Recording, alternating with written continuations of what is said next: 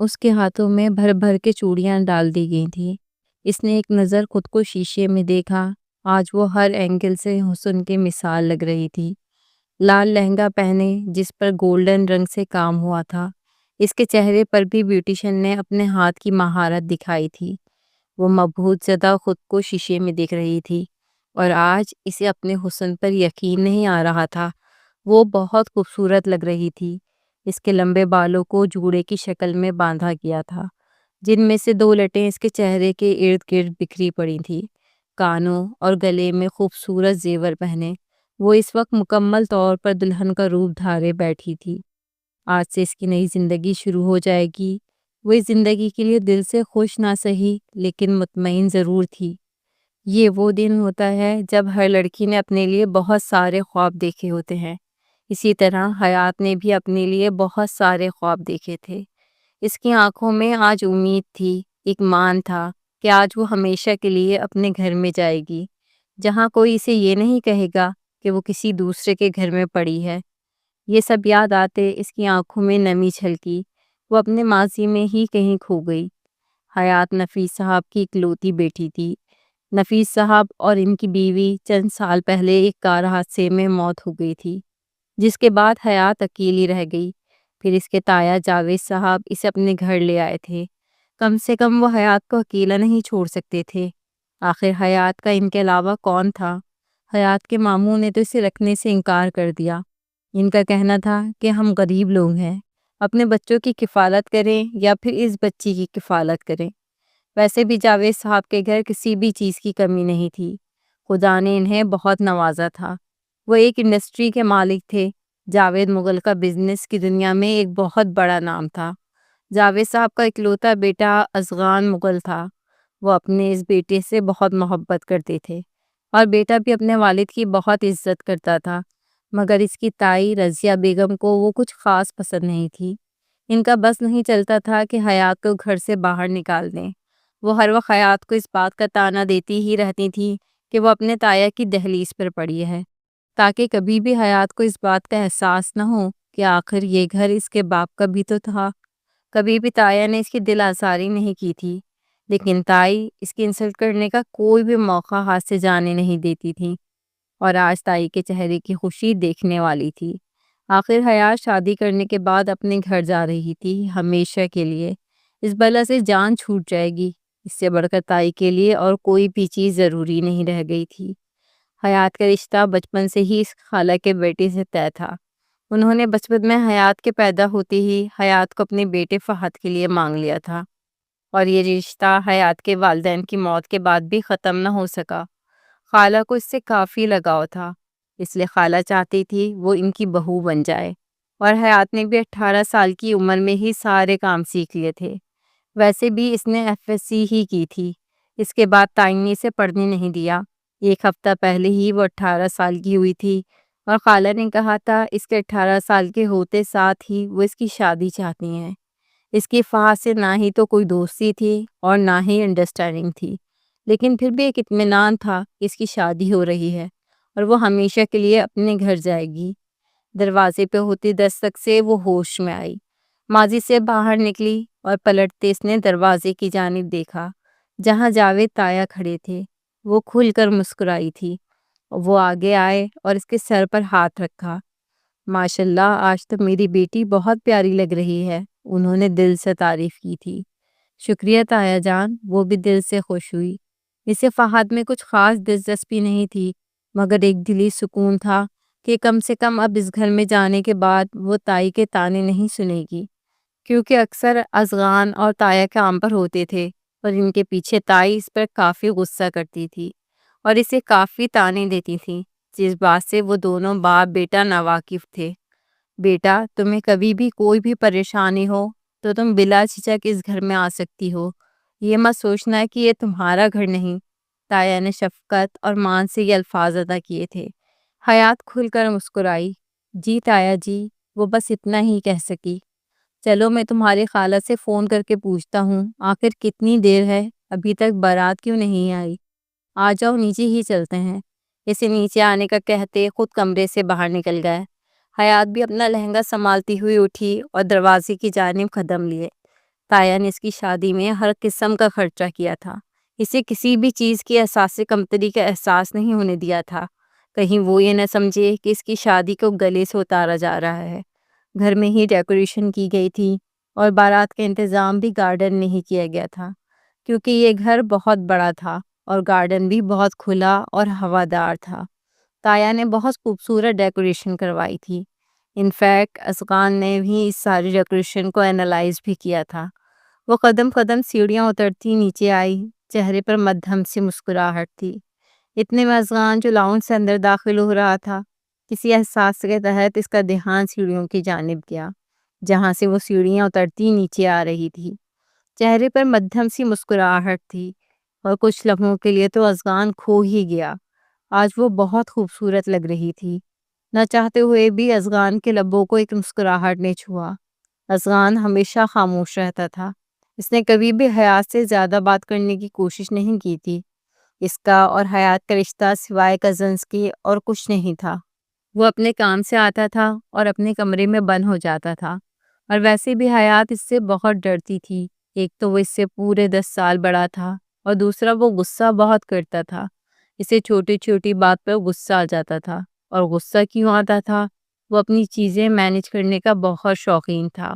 اسے اگر کوئی بھی چیز وقت پر نہ ملتی یا پھر کوئی چیز بگڑی ہوتی تو اسے بالکل بھی اچھا نہیں لگتا تھا۔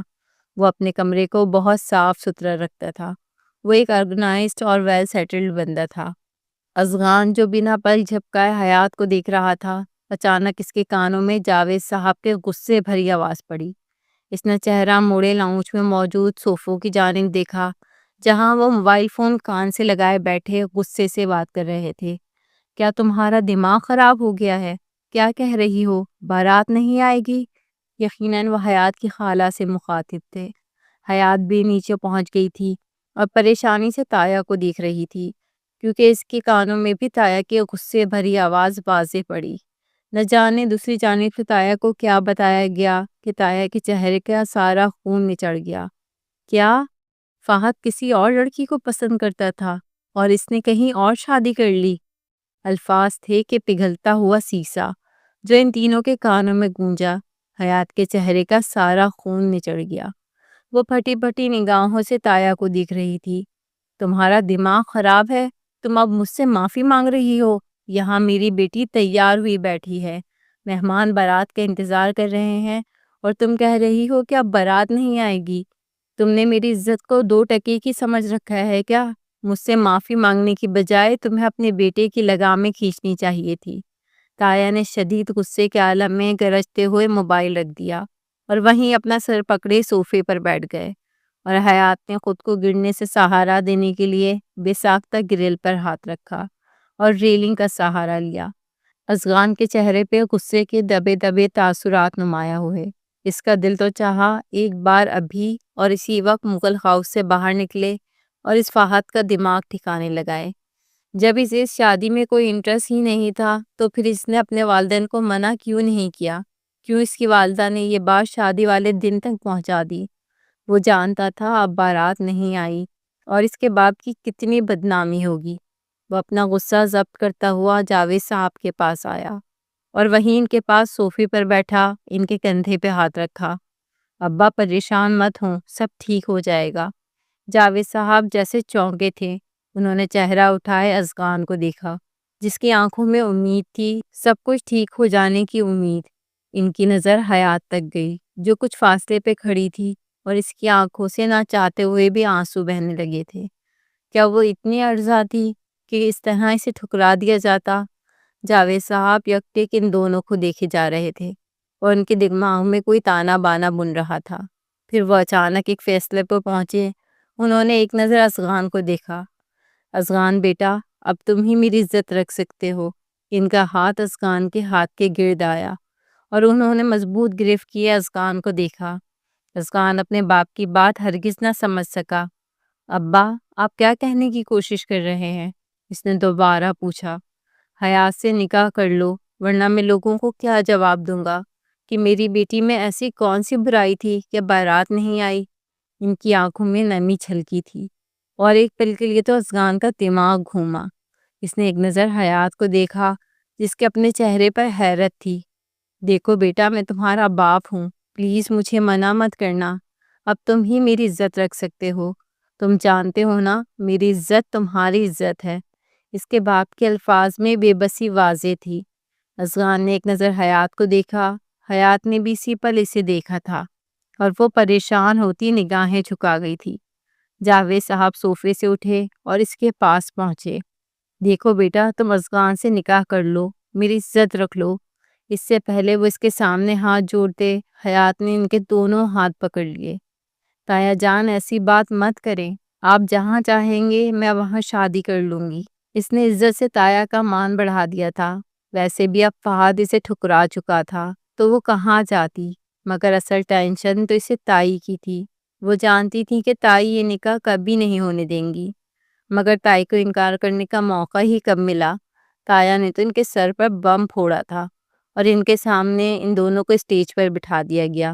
نکاح ہو گیا اور اذغان کی خالہ زاد نازش، جو کہ بچپن سے ہی اذغان کی منگیتر تھی اور اذغان سے پاگلوں کی طرح محبت کرتی تھی، اس کا دل جلنے لگا۔ وہ تو بچپن سے ہی اذغان کو پسند کرتی آئی تھی، اس نے ہمیشہ اذغان کی بیوی بننے کے خواب دیکھے تھے، مگر آج اس کے سارے خواب لمحوں میں چکنا چور ہو گئے۔ رضیہ تائی کا بس نہیں چل رہا تھا کہ وہ اس حیات کی جان لے لیں، لیکن صرف اذغان اور جاوید صاحب کی وجہ سے وہ خاموشی سے ایک سائیڈ کھڑی تھی، ورنہ واقعی وہ حیات کے ساتھ کسی بھی حد تک جا سکتی تھی۔ ایجاب و قبول کے مرحلے طے کیے گئے، اس نے کانپتے ہاتھوں سے دستخط کر دیے اور اذغان کی بیوی بن گئی۔ وہ اندر سے بہت گھبرائی ہوئی تھی۔ وہ جانتی تھی اذغان کا دل برا نہیں ہے، لیکن ان دونوں کی عمروں میں 10 سال کا فرق تھا، ان دونوں کا کوئی جوڑ ہی نہیں تھا۔ ہو سکتا ہے اذغان کسی اور کو پسند کرتا ہو، اور تائی تو اسے اس گھر میں بیٹی کی حیثیت سے برداشت نہیں کرتی تھی۔ وہ اسے بہو کیسے مان لیں گی؟ اس کے سارے وجود پہ کپ کپی طاری تھی۔ وہ بہت پریشان تھی، دماغ میں مختلف سوچیں چل رہی تھی، دل چل رہا تھا، مگر تایا کی عزت رکھنا اس پر فرض تھا۔ آخر تایا نے اسے ساری زندگی سنبھالا تھا، پال پوس کر بڑا کیا تھا، وہ ان کا دین کبھی بھی نہیں دے سکتی تھی۔ وہ جو اپنی سوچوں میں الجھی ہوئی تھی، تایا کی آواز نے اسے ساکت کر دیا۔ میرے خیال سے اب رخصتی کر دینی چاہیے، بچی کافی دیر سے بیٹھی ہے۔ تایا کے الفاظ نے اسے مزید پریشان کیا۔ کیا اس کی رخصتی ابھی ہو جائے گی؟ اس نے ایک چور نظر اذغان پر ڈالی، جس کے چہرے پہ ایک شکن تک نہیں تھی۔ وہ جانتی تھی وہ اپنے باپ کی ہر بات مانتا ہے، اس کے لیے اپنے باپ کی عزت سے بڑھ کر اور کچھ نہیں۔ تائی کا تو بس نہ چلا آگے بڑھتے وہ حیات کی جان لے لیں، مگر درمیان میں ہی حیات کی سہیلیاں آ گئیں اور وہ اسے اٹھا کر اب اذغان کے کمرے کی جانب چلی گئی تھی۔ آہستہ آہستہ کرتے ہوئے مہمان واپس جانے لگے۔ ایک تماشا تھا جو ختم ہوا۔ وہ غصے سے اپنے کمرے میں چکر پر چکر کاٹ رہی تھی۔ آپ نے آخر کیوں حیات کا نکاح اذغان سے کیا؟ آپ جانتے تھے نا کہ وہ بچپن سے نازش کا منگیتر ہے۔ میں نے بچپن سے ہی کہہ دیا تھا کہ میری بہو صرف نازش بنے گی، پھر آپ نے ایسا کیوں کیا مغل صاحب؟ وہ غصے سے بھری کمرے میں چکر کاٹ رہی تھی۔ جب جاوید صاحب کمرے میں داخل ہوئے، دیکھو رضیہ، میرا دماغ پہلے ہی بہت خراب ہے، تمہاری کسی بھی فضول بکواس کو سہنے کے لیے میرا دماغ سکت نہیں رکھتا۔ اور جہاں تک رہی بات نکاح کی، تو نازش اور اذغان صرف منگیتر تھے۔ اگر ان دونوں کے درمیان کوئی ایسا رشتہ قائم ہوتا جسے ختم کرتے ہوئے مجھے کوئی گناہ یا مجھے افسوس ہوتا، تو میں ضرور حیات کو اذغان سے دور رکھتا، لیکن فی الحال اذغان ہی میری عزت بچا سکتا تھا۔ مجھے اپنے بچے پر بھروسہ تھا اور اس نے میری بات مان لی۔ بہتر ہوگا تم بھی اس نکاح کو قبول کرو، اب سکون سے سو جاؤ۔ وہ اتنا کہتے ہوئے ڈریسنگ روم میں جا کر داخل ہو گئے، اور رضیہ بیگم کا دل چاہا وہ ہر چیز تہس نہس کر دیں۔ وہ کمرے میں بیڈ پر بیٹھی ہوئی تھی جب وہ کمرے میں داخل ہوا۔ اس سے پہلے وہ کوئی بات کرتا، کمرے میں حیات کی آواز گونجی، مجھے طلاق دے دیں اذغان بھائی۔ اس کے الفاظ تھے کہ پگھلتا ہوا سیسا، جو اذغان کو اپنے وجود کے آر پار جاتا محسوس ہوا۔ وہ دروازہ لاک کیے بیڈ تک آیا۔ تمہارا دماغ خراب ہو گیا ہے؟ ابھی نکاح کو وقت ہی کتنا ہوا ہے اور تم طلاق مانگ رہی ہو؟ اسے حیات کی دماغی حالت پر شبہ ہوا۔ میں جانتی ہوں تائی امی مجھے آپ کی بیوی کے روپ میں قبول نہیں کریں گی، اس لیے بہتر ہے مجھے طلاق دے دیں۔ وہ یہ بات کہہ نہیں سکتی تھی، اس لیے دل ہی دل میں سوچ کر بڑبڑائی، کیونکہ ہم دونوں کی عمروں میں بہت فرق ہے۔ میرا اور آپ کا کوئی جوڑ نہیں ہے ازغان بھا۔ اس سے پہلے وہ بات پوری کرتی، ازغان غصے سے اس کے لبوں پر ہاتھ رکھ چکا تھا۔ خبردار، یہ آج کے بعد میرے لیے بھائی کا لفظ استعمال کیا۔ شاید تم بھول رہی ہو ہمارا نکاح ہو چکا ہے، اب میں تمہارا بھائی نہیں رہا، وہ غصے سے چلایا تھا۔ مگر یہ وقت حیات کا اس سے ڈرنے کا نہیں تھا، مضبوط بن کر سامنا کرنے کا تھا۔ مجھے طلاق چاہیے ابھی اسی وقت، سنا آپ نے؟ وہ بھی غصے سے چلائی تھی۔ ازغان کا میٹر لمحوں میں گھوما۔ تمہیں لگتا ہے تم آج کی رات مجھ سے طلاق مانگو گی اور میں تمہیں دے دوں گا؟ کیا سمجھ رکھا ہے تم نے مجھے؟ تماشا؟ وہ اسے بازو سے تھامے پکڑے جھنجھوڑ گیا۔ ایک پل کے لیے حیات کا دل پھنسیاں توڑ کر باہر آنے کو مچلا۔ وہ جانتی تھی تائی اس کے ساتھ بہت برا سلوک کریں گی، اس لیے اسے کسی بھی حالت میں آج ہی آج ازغان سے طلاق لے لینی چاہیے۔ یہ سوچتے ہوئے دوبارہ غصے میں آئی۔ میں کہہ رہی ہوں مجھے آپ کے ساتھ نہیں رہنا، کیا کوئی زور زبردستی ہے؟ بس مجھے طلاق دے دیں ازغان بھائی۔ وہ ایک بار پھر بے دہانی میں بھائی بول گئی، اور اس بار ازغان کو ایسا غصہ آیا کہ کوئی حد نہیں۔ اگلے ہی پل وہ اس کے لبوں پر جھکتا، اس کے الفاظ لبوں میں دبا گیا کہ وہ اس کی پکڑ میں بن پانی مچھلی کی طرح تڑپتی تھی۔ شدت سے اس کے لبوں پر اپنی مہر چھوڑے وہ اس کے لب پر دانت گاڑتا پیچھے ہوا کہ حیات کو اپنے سارے وجود میں تکلیف اٹھتی محسوس ہوئی۔ اب تمہیں اچھے سے یاد رہے گا کہ میں بھائی نہیں ہوں تمہارا۔ آئندہ تمہاری زبان ازغان سے آگے نہیں جانی چاہیے، ورنہ اسے کاٹ دوں گا، اور تمہیں اچھے سے بتاؤں گا کہ شوہر کیا ہوتا ہے۔ اس کا نچلا بھیگا لب سہلاتے وہ اس کے ہونٹ سے نکلتا خون صاف کرتے سختی سے غرایا تھا۔ چاہ کر بھی اس لڑکی پر غصہ نہیں کرنا چاہتا تھا، لیکن اس کی باتیں ہی غصہ دلا گئی تھی۔ جاؤ اور اس لباس کو تبدیل کرو، غصے سے کہتے ہوئے ڈریسنگ روم میں بند ہو گیا، اور حیات ایک گہری سانس لیتی رہ گئی۔ وہ صبح تائی کو کیا جواب دے گی؟ تائی تو اسے کچا چبا جانے والی نگاہوں سے گھوریں گی۔ اگر تائی نے اسے کوئی نقصان پہنچایا تو وہ کیا کرے گی؟ یہ سب سوچتے ہوئے اس نے اپنا سارا زیور اور میک اپ اتارا، پھر جلدی سے سمپل کپڑے پہنتی وہ واش روم سے باہر نکلی۔ وہ بھی ڈریسنگ روم سے باہر نکل چکا تھا۔ وہ بیڈ پر آ کر بیٹھی تو وہ بھی دوسری جانب آ کر بیٹھا۔ اس سے پہلے وہ لیٹتا حیات چیخ پڑی، کیا آپ بھی یہاں سوئیں گے؟ اس نے بے یقینی سے حیات کو دیکھا، آنکھوں میں ناگواری آئی تھی۔ اب کمرے میں ایک ہی بیڈ ہے تو وہیں سوؤں گا، تمہارا کیا خیال ہے میں زمین پر سو جاؤں گا؟ ناگواری سے کہتے ہوئے اس کے ہاتھوں سے بلینکٹ کھینچتا اپنے اوپر لے چکا تھا۔ مگر میں یہاں نہیں سوؤں گی۔ اس بات پر پھر حیات اس سے لڑنا شروع ہو چکی تھی۔ دیکھو حیات، پہلے ہی میرا دماغ بہت گھوما ہوا ہے، اگر اپنی بھلائی چاہتی ہو تو سکون سے سو جاؤ، ورنہ پھر میں تمہیں اچھے سے بتاؤں گا کہ میں کیا کیا کر سکتا ہوں۔ کیا چاہتی ہو کہ میں آج ہی تمہیں سب کچھ بتا دوں؟ وہ اس کی طرف کروٹ لیٹا زمانی نظروں سے بولا تھا کہ حیات ایک پل کے لیے کانپ گئی، لیکن وہ جانتی تھی کہ کچھ بھی ہو جائے ازغان اس کی اجازت کے بنا اسے کوئی تکلیف نہیں دے گا، اسے ہاتھ بھی نہیں لگائے گا۔ یہ سب سوچتے اس کے اندر ایک اطمینان سا آیا۔ وہ بھی بیڈ کی دوسری جانب تکیے پہ سر رکھے لیٹی، مگر ڈرتے ہوئے اس نے ازغان کی جانب پشت کر لی تاکہ وہ اسے دیکھے ہی نہ، مگر وہ مسلسل اپنے وجود پہ ازغان کی نظریں محسوس کر سکتی تھی۔ وہ ڈرتی ہوئی آنکھیں میچ گئی، اور پھر کب وہ گہری نیند میں اتر گئی اسے احساس نہ ہوا۔ ازغان مسلسل اسے ہی دیکھ رہا تھا۔ نیند میں اس نے ازغان کی جانب کروٹ لی، اور اس کا ایک ہاتھ ازغان کے سینے تک آیا۔ نہ جانے کیوں لیکن ازغان کے دن کی ساری دنیا ہی ایک پل کے لیے ہل گئی۔ اس نے بہت مشکل سے حیات کا ہاتھ اپنے سینے سے دور کیا، اور بہت قریب ہوتے اس کا چہرہ دیکھا۔ وہ بہت خوبصورت تھی، مگر فرق یہ تھا کہ وہ اس سے بہت چھوٹی تھی۔ ان دونوں کی عمر میں پورے 10 سال کا فرق تھا۔ اسے اس بات سے فرق نہیں پڑتا تھا کہ حیات اس کی بیوی بن گئی ہے۔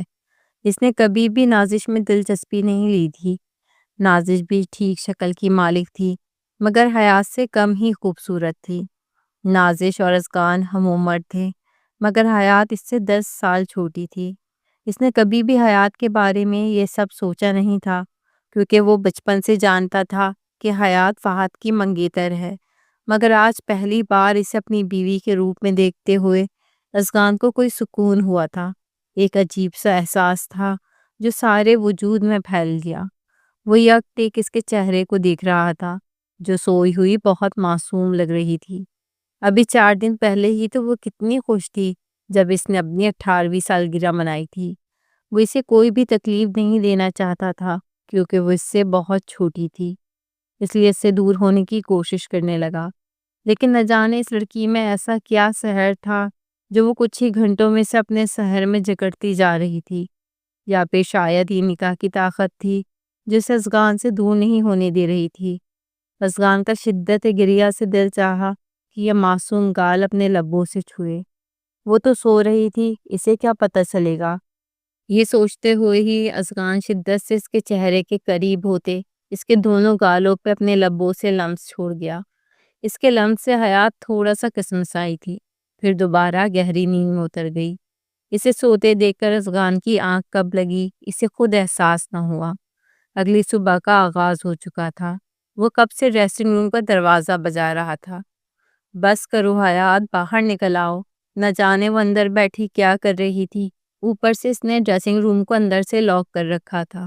میں تم سے بات کر رہا ہوں حیات، جلدی باہر نکلو۔ وہ شدید غصے کے عالم میں پھٹنے کے در پہ تھا۔ اگر اب تم باہر نہیں نکلی حیات تو میں ڈپلیکیٹ کی سے دروازہ کھولے اندر آ جاؤں گا، اس نے آخری دھمکی دی تھی۔ اندر وہ جو اپنی فراک کی زپ بند کرنے کی کوشش کر رہی تھی، اس نے بہت مشکل سے اپنی فراک کو کندھوں سے پکڑا اور زپ چھوٹی دروازے کی طرف بڑھی تھی۔ سمجھ نہیں آ رہی تھی آخر یہ اس شخص کا کیا کرے، اوپر سے اس کی زپ بھی بند نہیں ہو رہی تھی۔ وہ جیسے ہی باہر نکلی تو اذغان اسے ایک سائیڈ دھکیلتے ہوئے کمرے میں داخل ہوا۔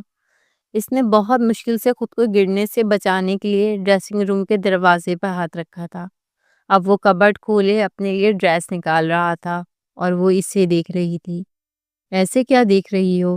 وہ اس کی نظریں مسلسل اپنے وجود پہ محسوس کرتے غصے سے بولا تھا، اور حیات نے ڈبڈبائی آنکھوں سے اسے دیکھا۔ وہ خاموش رہی تو اذغان نے نظریں اٹھائے حیات کو دیکھا۔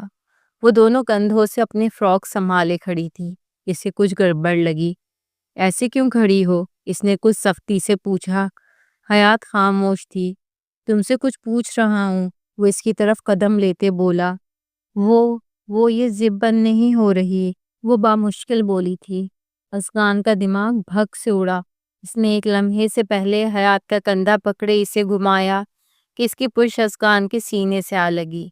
اس کی سفید دودیا برہنی ہوتی کمر اذغان کے حلق میں کانٹے اگا گئی، مگر جلد ہی وہ اپنے آپ پہ قابو پاتا غصے میں آیا۔ ایسے ڈریس پہنتی ہی کیوں ہوں جو پہننے میں مشکل ہو؟ غصے سے کہتے ایک جھٹکے سے اس نے فراک کندھوں سے پکڑے اس کی زپ اوپر کی تو حیات نے سکون کی سانس لی۔ اب جلدی تیار ہو اور نیچے چلو میرے ساتھ، اور ہاں اپنے چہرے کے تاثرات نارمل رکھنا، مجھے تم مسکراتی ہوئی نظر آؤ۔ اتنا کہتے وہ واش روم میں گھس گیا اور حیات برے برے منہ بناتی رہ گئی۔ ایک تو اتنا ڈانٹتے ہیں، اوپر سے مجھ پر ہی روب جھاڑتے ہیں۔ وہ باہر آئی اور اب اپنے بال کنگھی کر رہی تھی۔ 5 منٹ بعد وہ بھی فریش نکھرا ہوا کپڑے چینج کیے واش روم سے باہر آ چکا تھا۔ اس کے پاس کھڑا ہوتا اب وہ اپنے اوپر پرفیوم چھڑکتا بالوں میں برش پھیرنے لگا۔ اس سے پہلے حیات کمرے سے باہر بھاگتی وہ اس کی کلائی پکڑ چکا تھا۔ کہاں جا رہی ہو؟ کچھ غصے سے پوچھا۔ آخر اس لڑکی کی حرکتیں اتنی پریشان کیوں کر رہی تھی؟ نیچے جا رہی ہوں، حیات نے معصومانہ جواب دیا۔ صبر کرو لڑکی، میرے ساتھ چلنا، وہ دانت پیستے غرایا۔ حیات نے غصے بھرا منہ بنائے گلے میں دوپٹہ ڈالا۔ 2 منٹ بعد وہ اپنی گھڑی ہاتھ پر پہنے گاڑی کی چابیاں اور موبائل فون اٹھاتا اس کا ہاتھ پکڑے کمرے سے باہر نکلا۔ جیسے ہی رضیہ بیگم کمرے سے باہر نکلی انہوں نے نازش کو کچن کے دروازے میں کھڑے دیکھا۔ وہ اپنی آنکھوں سے نکلتے آنسو صاف کر رہی تھی۔ وہ اس کے پاس جا کر کھڑی ہوئی۔ خالہ، آپ نے تو کہا تھا کہ میں صرف اذغان کی بیوی بنوں گی، پھر کل رات کیا ہو گیا؟ آخر کیوں حیات کو اس کی بیوی بنا دیا گیا؟ وہ صرف میرا تھا، وہ دبے دبے غصے سے چلائی تھی۔ فکر مت کرو بیٹا، اس لڑکی کو تو میں ازغان کی زندگی سے باہر نکال کر ہی رہوں گی، میری بہو صرف تم بنو گی۔ وہ تو بس ایک حادثاتی طور پر نکاح ہو گیا ہے، مگر میں اس نکاح کو زیادہ دیر ٹکنے نہیں دوں گی۔ تم چلو آ جاؤ، بیٹھو ناشتہ کرو۔ وہ اس کا ہاتھ پکڑے ڈائننگ ٹیبل تک لے آئیں۔ اتنے میں وہ دونوں بھی سیڑھیاں اترتے نیچے نظر آئے۔ اسے دیکھتے ان دونوں عورتوں کے وجود میں خون کا ابال تیز ہوا۔ وہ کرسی کھینچتے بیٹھ گیا تو حیات بھی گھبراتی ہوئی اس کے پہلو میں کرسی کھینچتے بیٹھ گئی۔ نظر اس کی ان دونوں خالہ بھانجی پر ہی تھی۔ وہ دونوں اسے کچا چبا جانے والی نگاہوں سے گھور رہی تھی۔ وہ ناشتہ کرنے لگا تو چچکتے ہوئے حیات نے بھی ناشتے کے لیے پلیٹ اٹھائی۔ اتنے میں جاوید صاحب بھی کمرے سے باہر نکلے اور سربراہی کرسی پر بیٹھے۔ تم کہاں جا رہے ہو ازغان؟ انہوں نے پریشانی سے پوچھا۔ ابا، ایک ضروری میٹنگ ہے، وہی اٹینڈ کرنے جا رہا ہوں، اس نے ادب سے بتایا تھا۔ آج رہنے دیتے، میں نے تم دونوں کا ریسیپشن طے کر دیا ہے اور آج شام کو تم دونوں کا ولیمہ ہوگا۔ گویا جاوید صاحب نے ان سب کے سروں پر بم پھوڑا تھا۔ لیکن ابا، آج اتنی جلدی؟ اس نے احتجاج کرنے کی کوشش کی۔ دیکھو بیٹا، یہ ضروری ہے خاندان کا منہ بند کرنے کے لیے۔ وہ سب تو ٹھیک ہے ابا، لیکن میٹنگ ضروری ہے، میں جلدی واپس آ جاؤں گا۔ اتنا کہتے وہ ناشتہ کرتے اٹھ گیا۔ جاوید صاحب بھی اس بات میں سر ہلاتے اٹھ گئے۔ اب حیات اکیلی رہ گئی۔ اس سے پہلے وہ کرسی کھینچتے ہوئے اٹھتی، وہ بول اٹھا۔ تم کہاں جا رہی ہو؟ ازغان کی آواز سے اس نے سر اٹھا کر دیکھا۔ وہ کچھ کہنے کے لیے الفاظ تلاش کر رہی تھی، مگر بری طرح سے ہانپ گئی۔ وہ جس طرح کمرے میں ازغان سے بے خوف ہو کر بات کر سکتی تھی، اس طرح سے سارے گھر والوں کے سامنے بات کرنا ناممکن تھا۔ سکون سے بیٹھو اور ناشتہ پورا کرو، وہ اسے حکم سناتا جا چکا تھا۔ وہ بے بسی سے واپس کرسی کھینچتے ہوئے بیٹھی اور ناشتہ کرنے لگی، مگر وہ نازش اور تایمی کی نظریں اپنے وجود پر محسوس کر سکتی تھی۔ میرے ازغان کی بیوی بننے کے خواب دیکھنا چھوڑ دو، تم کبھی بھی اس کی بیوی نہیں بن سکتی۔ یہ صرف نکاح اتفاقیہ طور پہ ہوا ہے، بہت جلدی تم اس نکاح سے خود کو آزاد کراؤ گی، ورنہ تم جانتی نہیں ہو میں کیا چیز ہوں۔ تائی غصے سے دھاڑی تھی۔ حیات نے ڈرتے ہوئے سر اٹھا کر تائی کو دیکھا۔ لیکن ان سب میں میرا کیا قصور ہے تائی اماں؟ وہ بے بسی سے بولی تھی۔ تمہارا ہی تو سارا قصور ہے، تمہیں دیکھتے ہوئے میری رگوں میں نفرت کا ابال تیز ہو جاتا ہے۔ ساری زندگی بس جاوید تمہیں ہی ہم پر فوقیت دیتے آئے ہیں۔ کچھ بھی کرو مگر خود کو ازغان کی زندگی سے باہر نکال لو، ورنہ تم میرا وار سہنے کی سکت نہیں رکھتی حیات۔ تائی سے بہت کچھ باور کراتی اٹھی اور نکل گئی۔ ان کے جانے کے بعد نازش نے گیلی آنکھوں سے حیات کو دیکھا۔ ازغان صرف میرا ہے، تم نے آج میرے حق پر ڈاکہ ڈالا ہے۔ میں جانتی ہوں کہ تمہارے اور ازغان کے درمیان ابھی کچھ بھی نہیں ہوا، وہ تم سے رشتہ نہیں بنائے گا، اس لیے اسے چھوڑ دو، بہتر ہوگا، اسے چھوڑ دو۔ کچھ بھی کرو، اگر تم نے اسے نہیں چھوڑا تو پھر مجھ سے برا کوئی نہیں ہوگا حیات۔ نازش بے تنفن کرتی اٹھ گئی اور حیات بے بسی سے وہیں بیٹھی رہ گئی۔ اگر اس کا نکاح کینسل ہو گیا تھا، اس میں اس کی کیا غلطی تھی؟ نہ چاہتے ہوئے بے آنسو اس کی آنکھوں سے جھرنوں کی صورت بہنے لگے۔ ان کا ریسیپشن شہر کے بہت بڑے اور خوبصورت میرج ہال میں تھا۔ اس نے ٹی پنک کلر کی میکسی پہنی ہوئی تھی اور اس کے ساتھ ہی بلو کلر کے ڈریس کوٹ سوٹ میں ملبوس بہت ہینڈسم لگ رہا تھا۔ ایک فوٹو تھی بھی بہت خوبصورت، اوپر سے بیوٹیشن نے اس کے چہرے پہ مہارت دکھائے اسے مزید حسین بنا دیا تھا۔ نازش کی عمر زیادہ تھی، اس لیے اس کی خوبصورتی میں کمی آ گئی تھی، مگر حیات کا اتنا پیارا میک اپ کیا گیا تھا کہ وہ اپنی عمر سے ذرا بھی بڑی نہیں لگ رہی تھی، اس لیے وہ ازغان کے ساتھ زیادہ خوبصورت لگ رہی تھی۔ ان دونوں کی انٹری ہونے والی تھی اور اس کے کانوں میں بار بار تائی کے الفاظ گونج رہے تھے، جو یہاں میرج ہال میں آنے سے پہلے تائی اس کے کمرے میں آ کر کہہ گئی تھی۔ کچھ بھی کرو، بے شک ازغان کو برا بھلا کہو، اس پر الزام لگاؤ، اسے خود سے بدزن کرو، مگر آج کے آج اگر تم نے فنکشن میں سے طلاق نہیں لی تو میں تمہارے ساتھ کیا کروں گی تم خود بھی نہیں جانتی حیات۔ اور حیات تائی کی باتوں سے بہت پریشان تھی، وہ اندر تک گھبرائی ہوئی تھی۔ وہ جانتی تھی کہ ازغان اور وہ کبھی بھی ایک نہیں ہو سکتے، ان دونوں کا کوئی جوڑ ہی نہیں تھا۔ وہ زبردستی اس کی زندگی میں گھس گئی تھی۔ اس نے ایک نظر رپورٹرز پر ڈالی جو شہر کے بزنس مین افغان مغل کے ریسیپشن پر موجود تھے۔ جیسے ہی وہ دونوں اسٹیج کی جانب چلتے ہوئے آئے تو رپورٹرز کا ایک جمع غفیر تھا جو ان کے آگے اکٹھا ہو گیا۔ اس نے گھبرائی سی نظر تائی پر ڈالی اور تائی اسے آنکھوں ہی آنکھوں میں کچا چبا جانے والی نگاہوں سے گھور رہی تھی۔ ان کی آنکھوں میں سختی تھی، جیسے کہہ رہی ہوں جلدی سے افغان کے کردار کے پڑکچے بکھیر دوں، لیکن اس کی زندگی سے دفع ہو جاؤ۔ وہ جانتی تھی کہ جب تک وہ افغان کے خلاف کچھ غلط نہیں بولے گی افغان اسے نہیں چھوڑے گا۔ میم، آپ کو افغان مغل کی وائف بن کر کیسا فیل ہو رہا ہے؟ ایک رپورٹر نے پوچھا۔ اس نے ایک نظر افغان پر ڈالی جس کے کان میں سرگوشی کر چکا تھا۔ سوچ سمجھ کر بولنا، ورنہ کل رات کی بدتمیزی کا بدلہ میں نے صرف کمرے میں لیا تھا، مگر اس بدتمیزی کا بدلہ میں سارے خاندان کے سامنے لوں گا۔ جیسے وہ جانتا تھا حیات کوئی نہ کوئی گڑبڑ ضرور کرے گی، اس لیے اسے بہت کچھ باور کروایا گیا تھا، مگر حیات کے دماغ میں تو بس تائی کے الفاظ گونج رہے تھے۔ افغان صرف میرا ہے، کہیں دور سے نازش کی آواز کانوں میں گونجی۔ اس کی آنکھوں میں نمی اکٹھا ہوئی۔ اسے کسی بھی حالت میں یہ کام کرنا تھا، ورنہ تائی سے جان سے مار دیتی یا اس کا جینا حرام کر دیتی، اور وہ جانتی تھی کہ افغان کبھی بھی اپنی ماں کے خلاف کوئی بات نہیں سنے گا۔ آخر وہ کیوں کر اس پر یقین کرے گا کہ اس کی ماں نے کچھ غلط کرنے کو کہا ہے؟ مجھے افغان مغل کی بیوی ہونے کی کوئی خوشی نہیں ہے، کیونکہ یہ شخص، اس سے پہلے وہ بات پوری کرتی، وہ اسے بازو سے دبوچتے ہوئے ایکسکیوز کہتا ہوا اس ہجوم سے باہر کی جانب بڑھا تھا۔ میرج ہال کے باہر لاتے اس نے وہاں اسے دیوار کے ساتھ پن کیا۔ یہ کیا بکواس کرنے لگی تھی؟ وہ دھاڑا تھا۔ حیات اندر تک ساری کانپ گئی۔ جب میں نے آپ سے کہا تھا مجھے آپ سے طلاق چاہیے، آپ نے مجھے طلاق نہیں دی، تو اس لیے اب مجھے بس طلاق چاہیے، وہ بھی اسی طاقت سے چلائی تھی۔ افغان کے سامنے بہادر بننا اس کے لیے مشکل نہیں تھا، مگر وہ ساری دنیا کے سامنے اس طرح سے بات نہیں کر سکتی تھی جیسے وہ اکیلے میں اس سے بات کر لیتی تھی۔ تو تمہیں طلاق چاہیے؟ بتاؤ کیا وجہ ہے؟ افغان اس کا بازو دبوچے سختی سے چلایا تھا۔ وہ سوچنے لگی، پھر اچانک تائی کی بات کانوں میں گونجی۔ بس تم کہہ دینا کہ افغان تم سے نفرت کرتا ہے، اس میں کوئی برائی ہے؟ بے شک میرے بیٹے میں خامی نکالو، مگر آج کے آج اگر تم نے طلاق نہیں لی تو تمہاری یہ رات میں آخری رات بنا دوں گی۔ تائی کے الفاظ دماغ میں ہتھوڑے کی طرح بجے تھے۔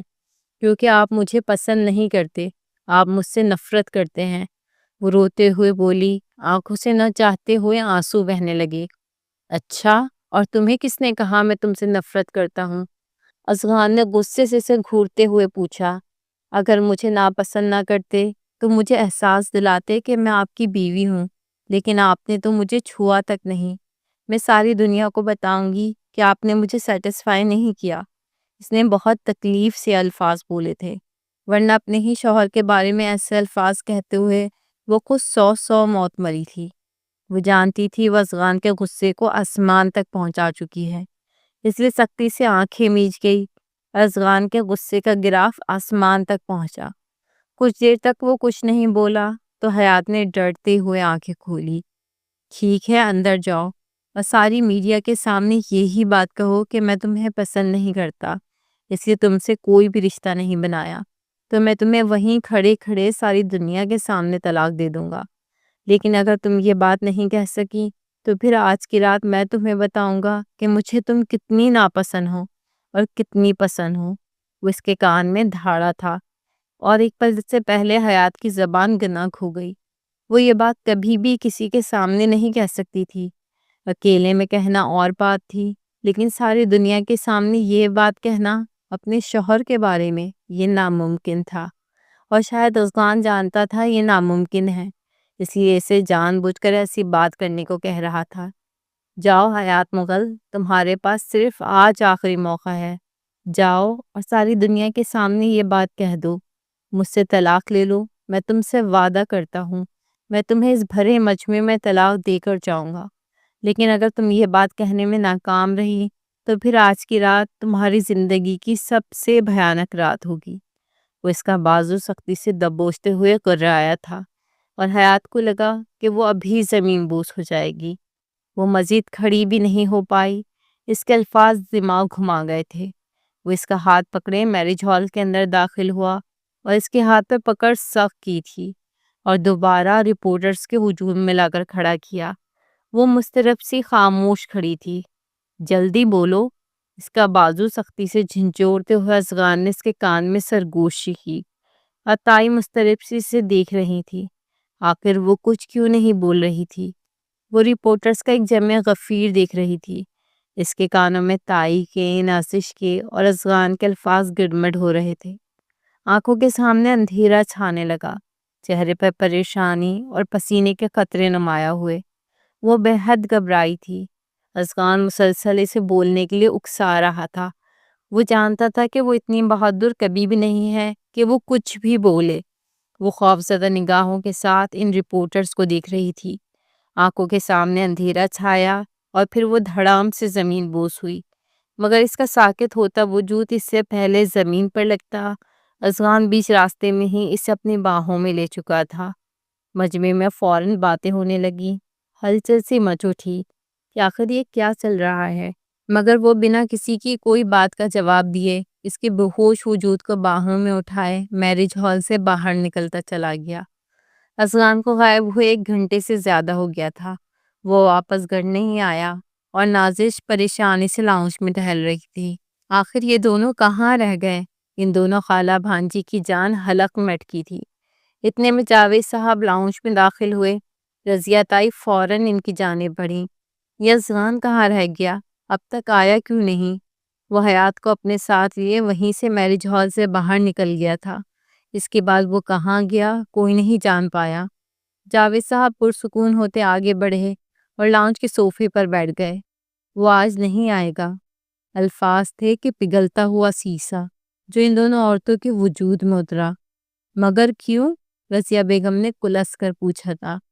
ارے باہر دیکھ رہی ہو موسم کتنا خراب ہو گیا ہے، کیسے بارش ہو رہی ہے، اس لیے وہ حیات کو اپنے ساتھ فارم ہاؤس لے گیا ہے۔ نازش کے وجود میں شرارے پھوٹ پڑے تھے اور تائی کا دل چاہا کہ وہ اسی وقت حیات کی جان لے لیں، مگر وہ اسے وہاں کیوں لے کر گیا ہے؟ تائی نے بہت تحمل سے پوچھا۔ ارے کیا مطلب؟ اس کی بیوی ہے، اس کا جہاں دل چاہے وہ لے گیا، اب کیا تم سے پوچھ کر ہر کام کرے گا؟ جاوید صاحب نے ان کے سارے سوالوں کا منہ توڑ جواب دیا تھا کہ تائی ایک دم خاموش ہو کر رہ گئیں۔ وہ اٹھے اور اپنے کمرے میں جا کر غائب ہو گئے۔ اب تائی کو ایک اور پریشانی لگ گئی کہ کہیں حیات افغان کو ساری سچائی نہ بتا دے کہ انہوں نے کس طرح حیات کو پریشرائز کیا تھا کہ وہ افغان سے طلاق لے۔ ان کو تو جیسے جینا حرام ہو گیا تھا۔ اگر افغان کو پتہ چل گیا تو وہ اپنی ماں سے بدظن ہو جائے گا، جو رضیہ بیگم کسی بھی صورت نہیں ہوتی جو رضیہ بیگم کسی بھی صورت ہوتے نہیں دیکھ سکتی تھی۔ وہ دعا کرتی اپنے کمرے میں جا کر غائب ہو گئی اور نازش نے پوری قوت سے گلدان اٹھاتے زمین پر مارا کہ وہ کرچی کرچی ہو گیا۔ اس نے بہت مشکل سے اپنا چکراتا سر بحال کیا، آنکھیں کھولی تو نظر سیدھا سفید اور بھوری چھت پر گئی۔ آہستہ آہستہ اس کے حواس بحال ہوئے تو اس کی نظر سارے کمرے میں گھومی اور اگلے ہی پل وہ خوف سے کانپ گئی، کیونکہ وہ اس کے بالکل پاس بہت فرصت سے بیٹھا اسے ہی تک رہا تھا۔ حیات نے جلدی سے بیڈ سے اٹھ کر باہر بھاگنے کی کوشش کی۔ جب اس نے ایک ہی جسم میں حیات کی کلائی پکڑے واپس بیڈ پر دھکیلا۔ چھوڑے مجھے، وہ درد اور خوف کے ملے جلے تاثرات سے کہتی تڑپی، مگر افغان کے چہرے پر پراسرار مسکراہٹ تھی۔ ارے ایسے کیسے چھوڑ دوں تمہیں؟ یہ بتانا تو باقی ہے کہ یہ افغان مغل کیسا شوہر ہے۔ تمہیں سیٹسفیکشن چاہیے تھا نا، تو فکر مت کرو، میں آج تمہیں ہر طرح سے سیٹسفائی کروں گا کہ تمہارا ہر گلا شکوہ دور ہو جائے گا۔ وہ اس کے چہرے کے پاس اپنا چہرہ لاتے ٹھنڈے ٹھار لہجے میں بولا کہ حیات اندر تک کانپ گئی۔ نہیں، مجھے کچھ نہیں چاہیے، بس مجھے یہاں سے جانے دیں۔ اس کی آواز میں لرزش تھی جو افغان صاف محسوس کر سکتا تھا۔ ہاں، اب نہیں جانے دے سکتا۔ میں نے موقع دیا تھا کہ جاؤ اور طلاق لے لو، مگر تم نے موقع گنوا دیا۔ وہاں ساری دنیا کے سامنے تم میری عزت اچھالنے والی تھی۔ اس کی سزا تو ملے گی ڈیئر مسز۔ اتنا کہتے وہ بنا اسے سوچنے سمجھنے کا موقع دیے اس کے لبوں پہ جھکا کہ حیات پھڑا بھی نہ سکی۔ اس نے پوری قوت سے ازغان کو خود سے دور دھکا دینے کی کوشش کی، مگر بے سود۔ ازغان نے اس کے دونوں ہاتھ اپنے مضبوط ہاتھوں میں لیے۔ تمہیں کل رات بخش دیا تھا یہ سوچ کر کے ابھی تم ناسمجھ ہو، مگر تم نے وہاں جو بات کہی اس کے بعد تو اب تم پر کوئی رحم نہیں کروں گا۔ تمہیں سزا تو ملے گی۔ وہ اس کے کان میں سرگوشی کرتا اس کے چہرے کا سارا خون نچوڑ گیا تھا۔ اسے سانس لینے میں تکلیف ہونے لگی۔ وہ پھٹی پٹی نگاہوں سے ازغان کو دیکھ رہی تھی۔ ایک بار پھر حیات نے وہاں سے اٹھنے کی کوشش کی۔ جب وہ مکمل طور پر اس پر حاوی ہوتا اپنی شرٹ کے بٹن کھولنے لگا۔ اب تم کہیں نہیں جا سکتی، مکمل طور پر میری دسترس میں ہو۔ اس کے کان میں ایک بار پھر سرگوشی کرتے کان کی لو کو دانتوں تلے دبایا کہ حیات کے منہ سے سسکی نکلی تھی، مگر آج وہ اس پر رحم کھانے کی حالت میں نہیں تھا۔ ازغان نے اپنی شرٹ اتار کر پھینکی اور اس کے چہرے پر جھک گیا۔ حیات کی آنکھوں سے آنسو گرنے لگے۔ ازغان کے ہاتھ اس کے گلے سے نیچے سفر کر رہے تھے۔ وہ اس کی شرٹ کے بٹن کھول رہا تھا۔ وہ بے بسی سے آنکھیں میچ گئی۔ ازغان نے بلینکٹ پکڑا اور دونوں پر دیا۔ اس کے بعد اس کے اور اپنے درمیان سارے پردے گرا کر وہ اس کے دونوں ہاتھوں کو بیٹ سے پن کر کے اس کے وجود پر مکمل طور پر قابض ہو گیا اور حیات پھڑپڑا بھی نہ سکی۔ ازغان کے ہونٹ اس کے چہرے پہ اپنا لمس چھوڑ رہے تھے۔ وہ اس کی باہوں میں تڑپنے لگی۔ وہ ساری حدیں توڑ گیا۔ ساری رات وہ اس کی قید میں رہی۔ وہ اس کی باہوں میں بے حال ہو گئی۔ وہ اس شخص کا جنون سہ نہیں سکتی تھی۔ اس کے لمس میں اذیت نہیں تھی، مگر بہت شدت تھی۔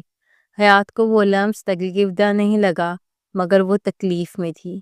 ازغان نے ہمیشہ کے لیے اس کے جسم و روح پر اپنے نام کی مہر ثبت کر دی تھی۔ وہ نہیں جانتی وہ کتنے گھنٹے اس کا جنون سہتی رہی، مگر جب ازغان کی دیوانگی ختم ہوئی تب اس نے حیات کو آزاد کیا اور اپنی باہوں میں بھر کر سو گیا۔ وہ بے بس سی ہوتی آنکھیں میچ گئی۔ پھر کب وہ سوئی اسے خود اندازہ نہ ہوا۔ صبح کا اجالا ہر طرف پھیل گیا تھا۔ کچھ بھی کھائے پیے بنا وہ لاؤنج میں ٹہل رہی تھی۔ جب رضیہ بیگم نے اسے ٹہلتے ہوئے دیکھا، بس کرو، کب تک چکر کاٹتی رہو گی، بیٹھ جاؤ۔ ان کے لہجے میں کچھ پرسکونی تھی اور نازش نے حیران ہوتے انہیں دیکھا۔ میں کیسے سکون سے رہوں خالہ؟ وہ دونوں کل رات سے غائب ہیں اور آپ کہہ رہی ہیں میں سکون سے بیٹھ جاؤں؟ اس کا بس نہیں چل رہا تھا سارے مغل ہاؤس کو آگ لگا دے۔ اور آپ اتنی پرسکون کیسے ہو سکتی ہیں؟ آپ ہی تو چاہتی تھی نا کہ میں آپ کی بہو بنوں۔ پھر اب آپ کو کیا ہو گیا ہے؟ کیا کہیں اس حیات کو آپ نے قبول تو نہیں کر لیا؟ وہ جل بھن کر بولی تھی۔ رضیہ بیگم نے نفی میں سر ہلایا۔ دیکھو نازش، میں چاہتی تھی کہ تم میری بہو بنو، لیکن اب اگر قسمت کو کچھ اور ہی منظور ہے تو کیا کر سکتے ہیں؟ شاید حیات نے ہی ازغان کی بیوی بننا تھا۔ ہم نے کتنی کوشش کی کہ ان کے طلاق کروا دیں یا پھر تم اس کی بیوی بن جاؤ، لیکن اب سمجھو یہ سب کچھ ناممکن ہے۔ اب تک تو وہ دونوں ایک ہو گئے ہوں گے۔ میں نے بھی اس شادی کو قبول کر لیا ہے اور تم بھی قبول کر لو، یہ ہم دونوں کے لیے بہتر رہے گا۔ وہ نرمی سے اس کا گال تھپ تھپاتی کچن میں چلی گئی اور نازش کے سر پر دھڑا دھڑ آسمان پھٹا۔ اسے یقین نہ آیا کہ ایک رات میں ہی ایسا کیا ہوا کہ رضیہ بیگم کا پینترا ہی بدل گیا۔ کل تک تو وہ حیات کے خلاف تھی اور آج انہوں نے حیات کو بہو بھی مان لیا۔ وہ بے حد بے یقین تھی اور پھٹی پھٹی نگاہوں سے کچن میں ملازمہ سے بات کرتی خالہ کو دیکھ رہی تھی۔ آپ آخر ایسے کیسے کہہ سکتی ہیں خالہ؟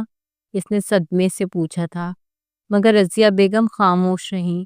وہ اسے کیا بتاتی کہ اگر حیات نے ازغان کو سارا سچ بتا دیا تو پھر ان کا کیا ہوگا؟ وہ تو بیٹے کی نظروں میں گر جائیں گی۔ فی الحال انہیں اپنی عزت کی پرواہ تھی، ناصر سے زیادہ انہیں اپنی عزت ضروری تھی۔ خالہ بنا کچھ کہے خاموش چہرے کے ساتھ واپس کمرے میں چلی گئی اور نازش کو اتنا غصہ آیا کہ حد نہیں۔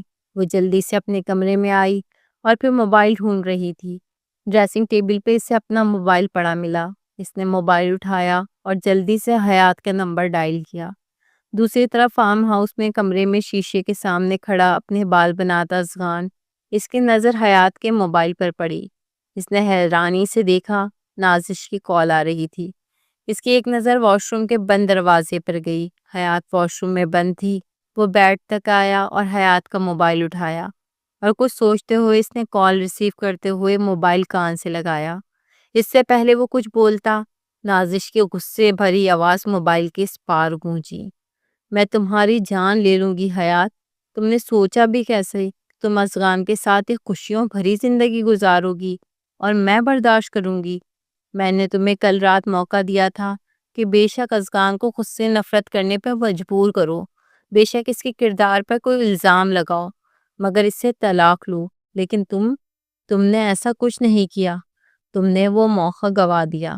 تم نے ازغان کو مجھ سے چھین کر اچھا نہیں کیا۔ ایک بار تم گھر واپس آؤ، میں تمہارا وہ حشر کروں گی کہ تم ساری زندگی یاد رکھو گی۔ وہ اپنے دل کی ساری بھڑاس نکالتی ہوئی فون بند کر چکی تھی اور ازغان کی آنکھیں حیرت سے پوری پھیلیں، آنکھوں میں سرخی چھلکی تھی۔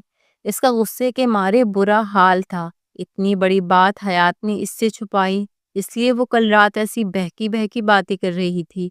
وہ جان بوجھ کر ازغان کو خود سے بدزن کرنے کی کوشش کر رہی تھی تاکہ وہ ان لوگوں کی وجہ سے اسے طلاق دے دے۔ اس کا دل تو چاہا ایک تھپڑ کھینچ کر حیات کے دے مارے، لیکن اس لڑکی کا دماغ ٹھکانے لگانے کے لیے وہ کچھ اور ہی سوچ رکھتا تھا۔ وہ جیسے ہی واش روم سے باہر نکلی تو وہ کبرڈ کے سامنے کھڑا تھا اور اس کے ہاتھ میں ایک ڈریس تھا۔ تم یہی ڈریس پہنو گی؟ زبردستی اس کے ہاتھ میں وہ ڈریس تھماتے ہوئے وہ ڈریسنگ روم سے باہر نکل آیا اور حیات دانت پیستی رہ گئی۔ اس نے ایک نظر اس مرون لباس پر ڈالی۔ وہ بہت خوبصورت مہرون رنگ کا کامدار سوٹ تھا جس پر بہت خوبصورت کڑھائی ہوئی تھی۔ جلدی سے وہ ڈریس پہنا اور وہ ڈریسنگ روم سے باہر نکلی تو وہ شیشے کے سامنے کھڑا خود پر پرفیوم چھڑک رہا تھا۔ اس سے پہلے وہ اپنے بال کنگھی کرتی، ایک جھٹکے سے پہلے ازغان نے اسے کھینچے اپنے روبرو کیا۔ اس کی نگاہوں میں اپنے لیے چھلکتی محبت دیکھتے وہ نگاہیں پھر گئی۔ چہرہ شرم سے سرخ پڑ رہا تھا۔ ازغان نے اپنا بیٹ والا گال اس کے گال سے سہلایا۔ تو اب پھر ملی سیٹسفیکشن؟ وہ زمانی نظریں اس کے وجود پہ ٹکاتے ہوئے بولا تھا کہ حیات نے چہرہ جھکا لیا۔ وہ شرمندہ ہوئی تھی۔ اب وہ اس بات پہ اسے ساری زندگی شرمندہ ہی کرے گا۔ وہ کچھ نہیں بولی۔ امید ہے کہ اب تمہیں جواب مل گیا ہوگا کہ میں تمہیں کتنا پسند کرتا ہوں اور کتنا ناپسند۔ اتنا کہتے وہ دوبارہ شیشے کی طرف مڑ چکا تھا اور ایک سوال جو حیات کو پریشان کر رہا تھا، بہت مشکل سے حیات نے اپنا چہرہ اوپر اٹھائے ازغان کو دیکھا۔ ازغان، کیا آپ مجھ سے محبت کرتے ہیں؟ انگلیاں چٹکاتے اس نے بہت امید سے پوچھا تھا کہ ازغان کو اس کی معصوم شکل پر ٹوٹ کر پیار آیا۔ کیا تمہیں کل رات کے بعد بھی یہ سوال کرنے کی ضرورت تھی؟ اتنی جلدی تو وہ بھی اظہار کرنے والا نہیں تھا اور حیات کلس کر رہ گئی۔ چلو گھر چلیں، وہیں ناشتہ کریں گے۔ وہ بنا کچھ کہے اس کا ہاتھ پکڑے کمرے سے باہر نکل گیا۔ وہ دونوں آدھے گھنٹے بعد مغل ہاؤس میں داخل ہوئے تھے جہاں پر رضیہ بیگم، جاوید صاحب اور نازش بیٹھے ڈائننگ ٹیبل پر ناشتہ کر رہے تھے۔ جب ان لوگوں نے بھی جاوید صاحب کو جوائن کیا، ارے بیٹا آؤ ناشتہ کرو، جاوید صاحب کے کہنے پر ہی وہ دونوں بھی ڈائننگ ٹیبل پر ہی بیٹھ گئے۔ رضیہ بیگم اور نازش دونوں کی نظریں مسلسل حیات پر تھیں۔ اس کا گھبرانا، شرمانا ان دونوں عورتوں کو ساری کہانی سمجھا گیا تھا۔ نازش کے وجود میں شرارے پھوٹ رہے تھے۔ اس کا بس نہیں چل رہا تھا کہ وہ حیات کو مار دے۔ ساری زندگی وہ ازغان کو چاہتی آئی تھی اور آج کوئی اور ازغان کی بیوی کے رتبے پر فائز ہو گیا تھا۔ وہ حق جو صرف نازش کا تھا، آج اس حق پر حیات نے ڈاکہ ڈال دیا تھا۔ ناشتہ کرنے کے بعد وہ اپنے کمرے میں چلا گیا۔ اس سے پہلے حیات اٹھتی اور کمرے کی طرف جاتی، رضیہ تائی نے اسے مخاطب کیا، تم ذرا میرے ساتھ کچن میں آنا حیات۔ ان کے لہجے میں کچھ محبت تھی۔ حیات الجھتی ہوئی ان کے ساتھ کچن میں داخل ہوئی۔ ان کے پیچھے ہی نازش بھی تھی۔ تو کل رات تم دونوں ایک ہو ہی گئے؟ تائی نے جانچتی ہوئی نگاہوں سے پوچھا۔ حیات کچھ نہیں بولی، بس شرم کے مارے چہرہ جھکا گئی۔ تم نے ازغان سے کوئی بات تو نہیں کہی کہ تم نے طلاق کیوں مانگی تھی؟ تائی نے جانچتی ہوئی نگاہوں سے حیات کو دیکھا تو حیات نے نفی میں سر ہلایا۔ نہیں تائی امی، میں نے کوئی بات نہیں کہی، اس نے پرسکون ہوتے جواب دیا۔ رضیہ بیگم ایک دم ٹھنڈی ہو گئی، ان کے کلیجے میں ٹھنڈک پڑ گئی۔ بہت اچھے، اس بارے میں اب ازغان سے کوئی بات مت کرنا، جاؤ اب کمرے میں، تمہارا انتظار کر رہا ہوگا، خوش رہو۔ تائی کی بات سنتے وہ حیران ہوئی۔ کیا تائی جی، آپ نے ہماری شادی کو قبول کر لیا؟ اس نے بے یقینی اور خوشگوار حیرت سے پوچھا تھا کہ رضیہ بیگم نے اس بات میں سر ہلایا۔ بالکل، مجھے لگتا ہے کہ یہی قسمت تھی، میرے ازغان کی قسمت میں تم ہی لکھی تھی، اب جاؤ۔ بس بات میں سر ہلاتی اس سے پہلے کچن سے باہر نکلتی، اگلے ہی پل نازش نے اس کا بازو دبوچا۔ تم نے مجھ سے ازغان کو چھین کر اچھا نہیں کیا، اب میں تمہیں چھوڑوں گی نہیں، وہ دھمکی سے نوازتی حیات کا ہاتھ چھوڑ چکی تھی۔ نازش کے لہجے سے حیات کو تکلیف ہوئی تھی، مگر وہ اپنا بازو مسلتی ہوئی کمرے میں چلی گئی۔ کچھ دیر بعد ہی ازغان آفس کے لیے نکل گیا۔ صبح سے دوپہر اتری اور دوپہر سے شام۔ شام کے وقت وہ کچن میں کھڑی اپنے لیے چائے بنا رہی تھی، اور چائے بنانے کے بعد وہ چائے کا کپ پکڑتی ہوئی اپنے کمرے میں جانے کی نیت سے جیسے ہی پلٹی، اس نے دیکھا کہ کچن کا دروازہ اندر سے بند تھا۔ وہ حیران ہوئی، ابھی کچھ دیر پہلے تو دروازہ کھلا ہوا تھا، یہ بند کیسے ہوا؟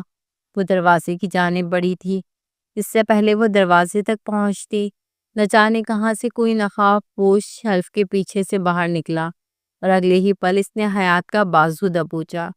حیات کی چیخیں نکل گئیں، اس کے ہاتھ سے چائے سے بھرا کپ زمین بوس ہوتا ٹوٹ کر کرچی کرچی ہو گیا، اور چائے ساری زمین پر گری تھی۔ کون ہو تم؟ میرا ہاتھ چھوڑو۔ وہ پریشان ہوتی اپنا ہاتھ چھڑانے کی کوشش کرنے لگی۔ سویٹ ہارٹ، تمہارا عاشق ہوں، وہ خباثت سے کہتے حیات کو پکڑے اپنی جانب کھینچنے لگا۔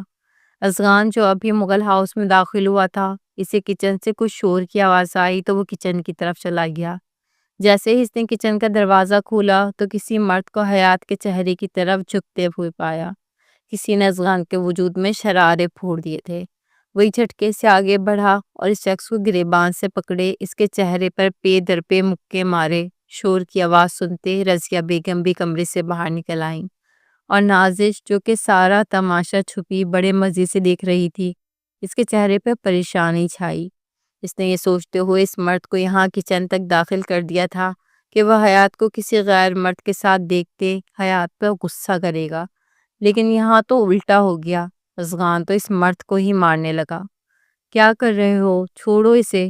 رضیہ بیگم نے بہت مشکل سے ازغان کو دور کرنے کی کوشش کی۔ کون ہو تم؟ یہاں کیا کر رہے ہو؟ رضیہ بیگم نے اس سے پوچھا۔ مجھے اس لڑکی نے بلایا تھا، وہ حیات کی طرف اشارہ کرتا بولا۔ کہ ازغان نے اس کا چہرہ اتنی زور سے پکڑے دیوار میں دے مارا کہ رضیہ بیگم کی چیخیں نکل گئیں، اور حیات تو وہیں دیوار کے ساتھ کھڑی کانپ رہی تھی۔ جاوید صاحب بھی شور سے جلدی سے گھر کے اندر بھاگے۔ ازغان اسے چھوڑ دو، رضیہ بیگم پریشانی سے بول رہی تھی۔ نہیں ماما، آج نہیں چھوڑوں گا، اسے پولیس کے حوالے کروں گا۔ اس کی ہمت کیسے ہوئی میری بیوی کو ہاتھ لگانے کی؟ اور لفظ پولیس پر کسی نے نازش کے چہرے کا سارا خون نچوڑ دیا۔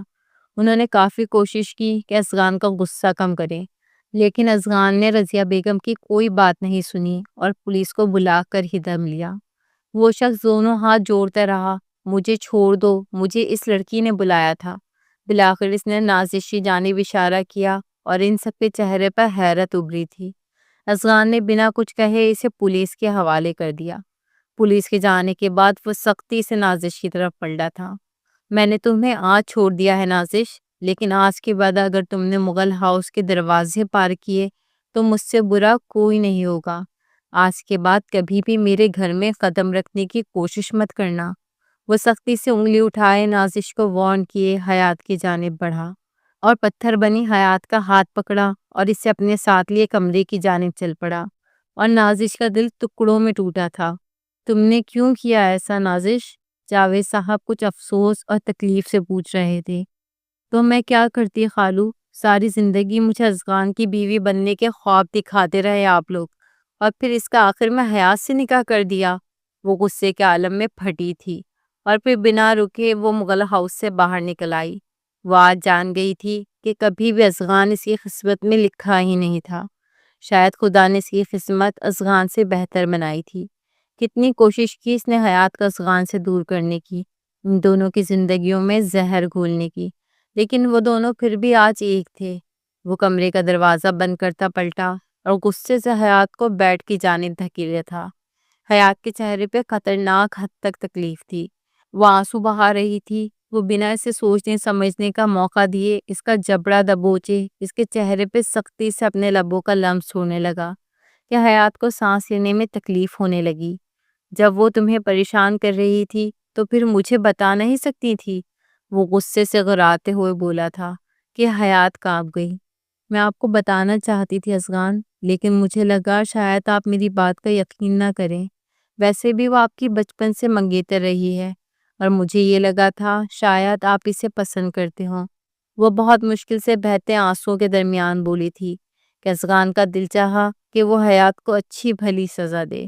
اچھا، تو تمہیں اس بات سے مسئلہ ہے کہ کہیں میں اسے پسند نہیں کرتا؟ لگتا ہے تم بھول گئیں کل رات میں نے کس طرح سے بتایا تھا کہ میں تمہیں کتنا پسند کرتا ہوں۔ لگتا ہے ایک بار پھر بتانا پڑے گا، سختی سے کہتے وہ اپنی شرٹ کے بٹن کھولنے لگا کہ حیات نے گھبراتے ہوئے نفی میں سر ہلایا۔ نہیں نہیں، میں سمجھ گئی۔ وہ پریشان ہوئی تھی کہ بہت مشکل سے افغان نے اپنے غصے کو قابو کیا۔ تمہیں سمجھ کیوں نہیں آتی؟ تم میرے لیے ہر چیز سے اہم ہو۔ اس کا چہرہ پکڑے بھیگے لہجے میں اظہار کر گیا۔ اگر آج تمہیں کچھ ہو جاتا تو میں ساری دنیا کو آگ لگا دیتا۔ وہ جیسے ڈر گیا تھا، نازش کی حرکت نے اسے بہت تیش دلایا تھا۔ وہ ایک انجان مرد کو ان کے کچن تک لے آئی تھی اور حیات شکر ادا کر رہی تھی کہ افغان نے اس کے کردار پر شک نہیں کیا۔ وہ بیڈ پر گرا تھا اور حیات کو اپنے اوپر کیا کہ حیات کے سارے بال افغان کے چہرے پہ گرے اور افغان اس کے بالوں میں سانس لیتا اندر تک پرسکون ہو گیا۔ میں تم سے بہت بہت محبت کرتا ہوں حیات، وہ بھیگے لہجے میں بالآخر اظہار کر ہی گیا تھا۔ وہ جس نے سوچا تھا کہ وہ حیات سے کبھی بھی اپنے جذبات کا اظہار نہیں کرے گا، مگر حیات نے اسے اظہار کرنے پہ مجبور کر دیا تھا۔